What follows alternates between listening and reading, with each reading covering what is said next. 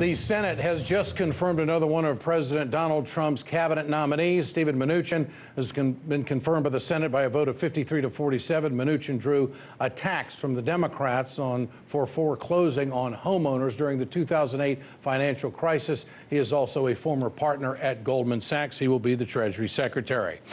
National Security Advisor to the President, Michael Flynn, former general, is reportedly under fire tonight. The mainstream media is captivated by this story, suggesting the White House is in disarray. Flynn is reportedly in jeopardy of keeping his job after a conversation with a Russian ambassador about sanctions.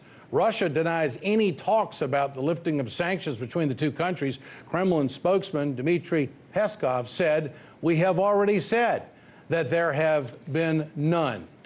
The accusation is that Flynn had conversations with Russia before President Trump took office. For more on the situation within the White House, we're joined tonight by Rob Taub, who is a Democratic strategist and Huffington Post contributor. Also with us, Scottie Nell Hughes, national spokesperson for Freedom Vine. Great to have both of you with us tonight. All right, Scottie, low approval rating. What does it mean, if anything?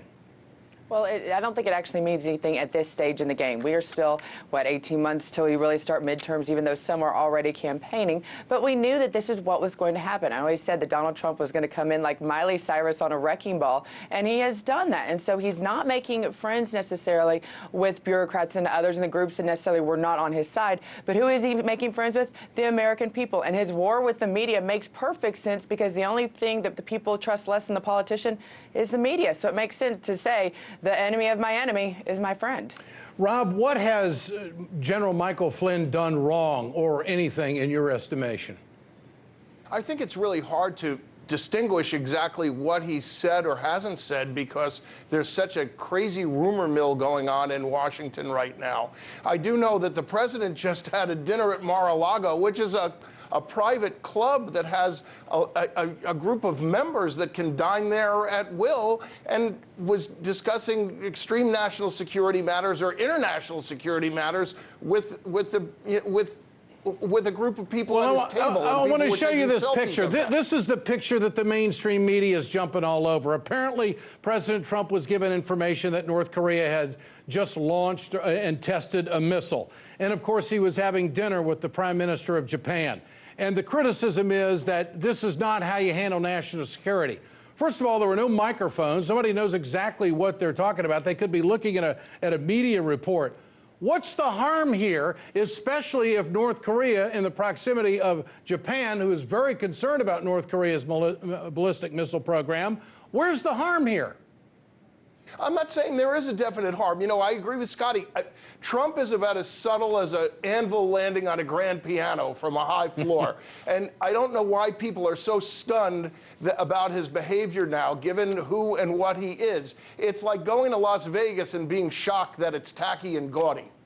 Ed, let me tell you, here's what I think that actually what General Flynn did wrong. The conversation that supposedly happened between Vice President Mike Pence, who has put a lot of his own personal gravitas on the line several times for this administration, and some very risky choices that has been made. If it turns out to be true that that trust was betrayed, and they put out Governor Pence, or now Vice President Pence, out on the speaker circuit saying that conversations did not happen, it's proven that he was lied to, I think that right there will be the reason why ultimately that we have General Flynn dismissed from this administration. Well, if he did lie to the vice president, that, of course, is a character issue, and trust, of course, is big.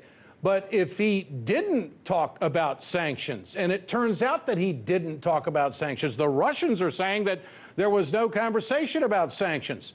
Rob, what about that? Does that shed new light on it?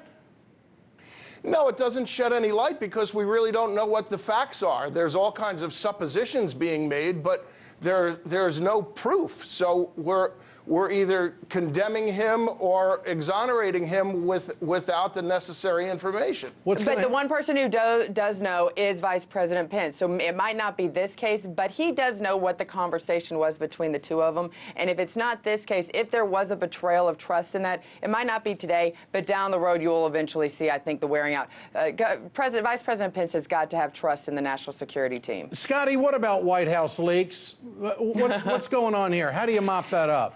Well, I don't know if you're going to be able to mop it up. What you've got is 4 different factions right now in the White House. You have the people that have been with President Trump since the beginning. You have those that never liked him but was a part of the RNC. Those were part of other staffs, the other campaigners that came in. And then you have the people that are there just for a job. And the 4 of the groups are not necessarily getting along. And there was never leaks at the very beginning of the campaign, which makes the suspicion to be very much on the other 3 groups. And until they figure out how to all row in this boat together, these leaks are going to continue. Ultimately, would only sink their own ship, not necessarily President Trump's. All right. Scottie Nell Hughes and Rob Taub, great to have both of you with us tonight. Thanks so much.